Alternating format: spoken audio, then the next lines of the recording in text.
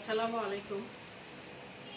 আমি ফাহমিদা বেগম, সহকারী শিক্ষক, হালিমুন্নেসা চৌধুরানী মেমোরিয়াল বালিকা উচ্চ বিদ্যালয়।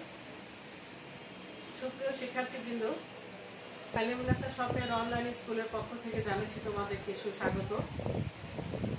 আশা করছি তোমরা ভালো আছো, সুস্থ আছো। আমি আজকে তোমাদের সামনে ক্লাস 7-এর বাংলাদেশ ও বিশ্ব পরিচয় বিষয়টি নিয়ে আসছি।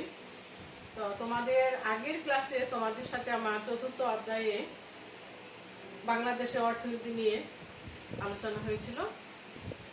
তো আমরা আগের ক্লাসে পড়েছি হলো বাংলাদেশের অর্থনৈতিক কার্যাবলী কি কি আছে। আজকে আমরা পড়ব বাংলাদেশের শিল্প। তো এই পাঠ শেষে আমরা যা জানতে পারবো সেটি হচ্ছে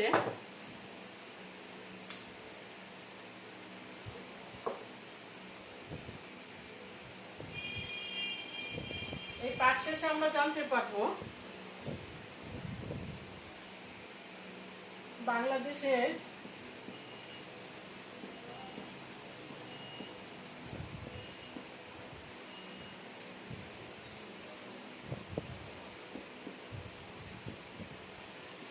শিল্প কত প্রকার ও কি কি। তারপর আমরা জানতে পারবো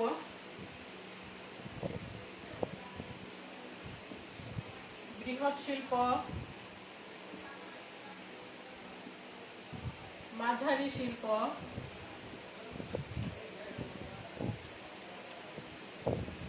মাঝারি শিল্পের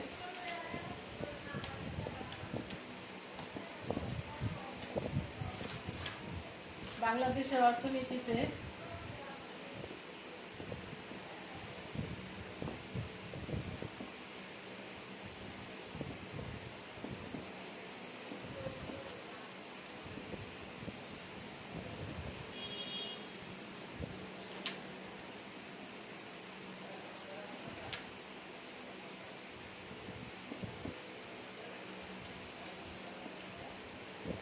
কি গুরুত্ব আছে তা ব্যাখ্যা করতে পারবে।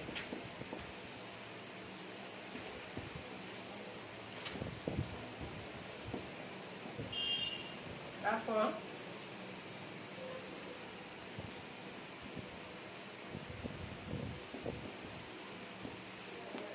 বাংলাদেশের অর্থনীতিতে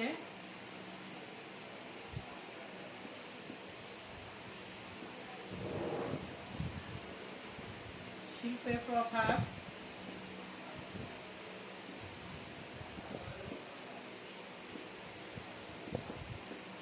ব্যাখ্যা করতে পারবে। তাহলে আমরা শিক্ষার্থীরা বাংলাদেশের শিল্পের কি কি গুরুত্ব আছে সেটা জানি।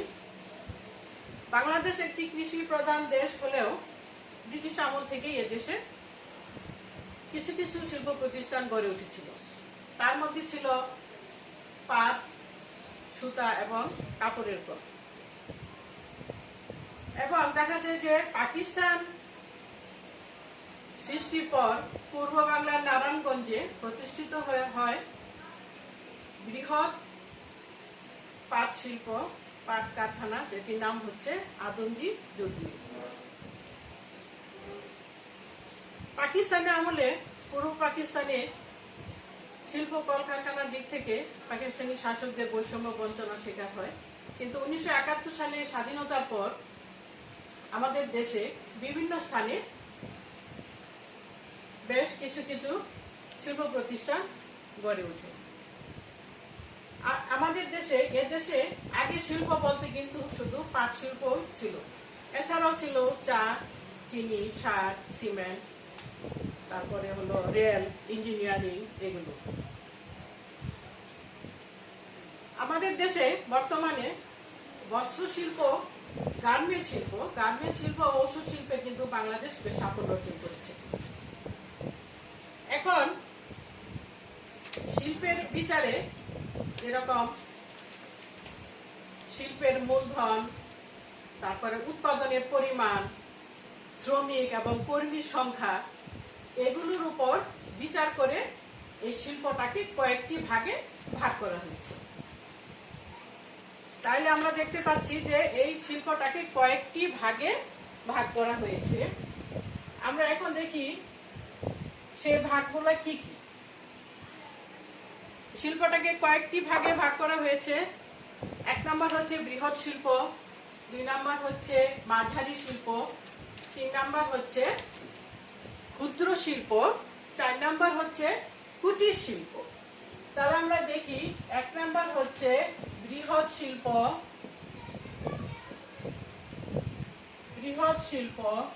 2 নম্বর মাঝারি শিল্প,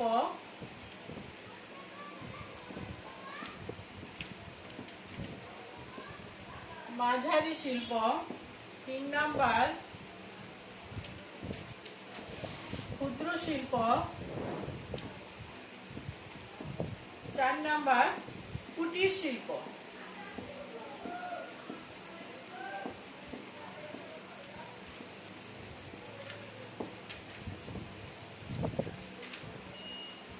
তাহলে আমরা পেলাম যে শিল্প, বাংলাদেশের শিল্পটাকে কয়েকটি ভাগে ভাগ করা হয়েছে: বৃহৎ শিল্প, মাঝারি শিল্প, ক্ষুদ্র শিল্প, কুটির শিল্প। এখন আমরা আসি বৃহৎ শিল্পটা কি।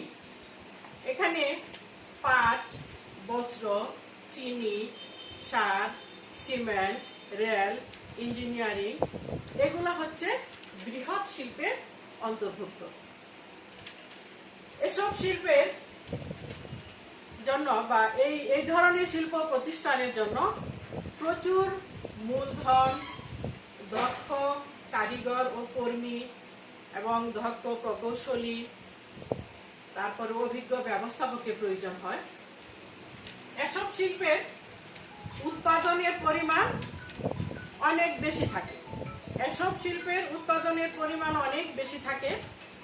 সেজন্য আমাদের দেশে উৎপাদিত পণ্য আমাদের দেশের চাহিদা মিটিয়ে বিদেশে রপ্তানি করে এই বৃহৎ শিল্প আমাদের দেশের জাতীয় অর্থনীতিতে যে গুরুত্বপূর্ণ ভূমিকা রাখছে এবং এর গুরুত্ব কিন্তু অপরিসীম।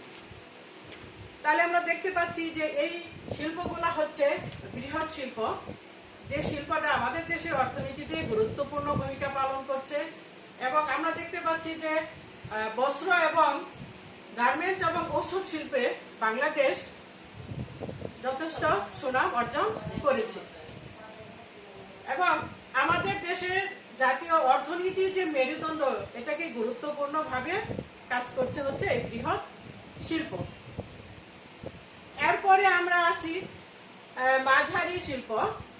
আমরা এখন দেখি মাঝারি শিল্পতে কি কি আছে। মাঝারি শিল্প হচ্ছে এখানে দেখা যায় যে ধরনের শিল্প প্রতিষ্ঠানে 1.5 কোটি টাকা বেশি মূলধন খাটে, সে শিল্পটাকে মাঝারি শিল্প বলে। মানে যে শিল্প প্রতিষ্ঠানে 1.5 কোটি টাকার বেশি মূলধন খাটাতে হয়, সেই শিল্পটাকে মাঝারি শিল্প বলে। এখানে আছে যেরকম হালকা ইঞ্জিনিয়ারিং, তারপরে স্টিল, তারপর হচ্ছে কোল্ড স্টোরেজ, হিমাগার, এগুলো। তাহলে এই শিল্প প্রতিষ্ঠানগুলো দেশের চাহিদা মিটিয়ে এবং বিপুল সংখ্যক মানুষের কর্মসংস্থানের ব্যবস্থা করে তারা কিন্তু জাতীয় অর্থনীতিতে গুরুত্বপূর্ণ ভূমিকা রাখছে। তাহলে আমরা পেলাম মাঝারি শিল্প কি। এখন আমরা আসি ক্ষুদ্র শিল্প।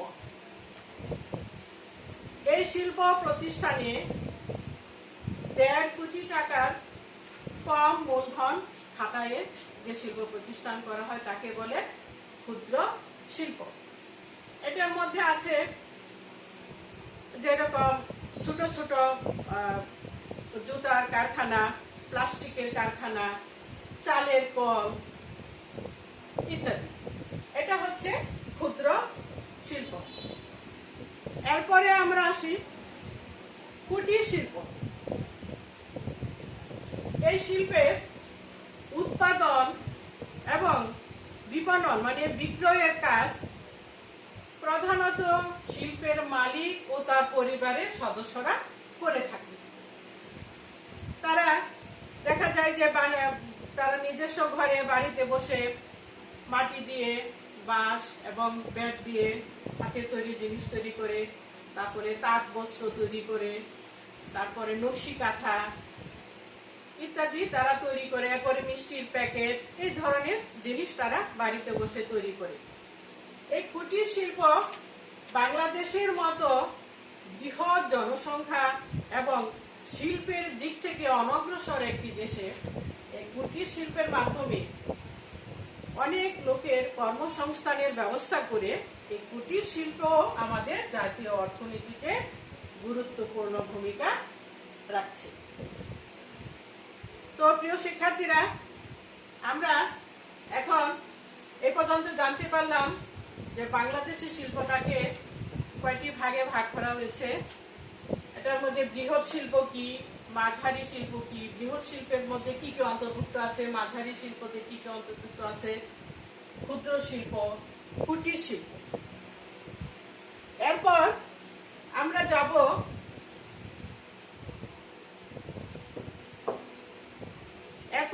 যাব বাংলাদেশে এই শিল্পের অবদান কি। আমরা জানি যে বর্তমান বিশ্বে মানুষের জীবনযাত্রার মান উন্নয়ন হচ্ছে, উন্নতির দিকে যাচ্ছে এবং পৃথিবীর যে কোনো দেশের সঙ্গে তাল মিলিয়ে বাংলাদেশও কিন্তু ক্রমশ শিল্পের দিকে এগিয়ে যাচ্ছে এবং সেটার ভূমিকাও অনেক।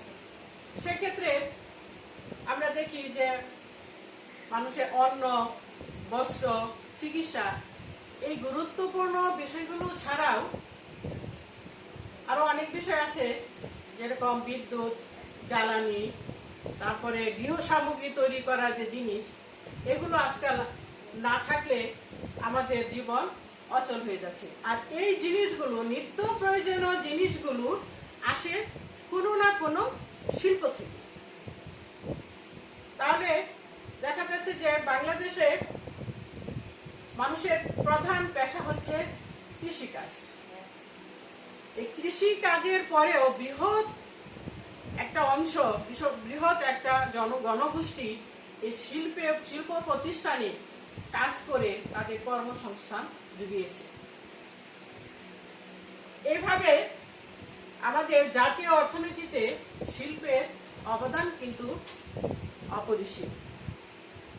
বস্ত্র শিল্প, তারপরে ওষুধ শিল্প, এভাবে যদি আমরা দেখি বর্তমানে গার্মেন্টস শিল্পে আমাদের